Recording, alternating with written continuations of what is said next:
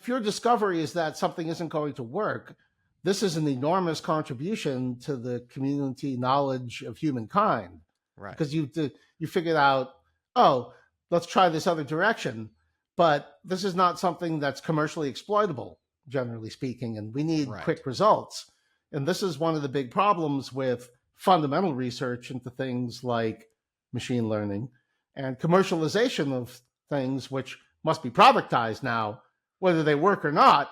We just need, monthly recurring revenues. Like, Right. you got to do whatever it's going to take to get me there. And if you don't, again, you're quite fired.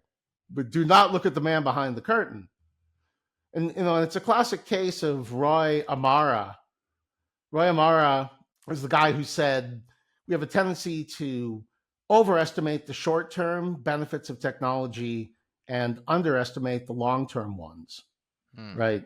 Like, I'm going to make an unpopular prediction. 90% of the companies that are trying to do machine learning will fail. And the reason they'll fail is because they won't actually produce anything of value whatsoever, perhaps of negative value, right? The other 10% will survive, not because they're actually doing anything worthwhile, but because they'll figure out how to do something.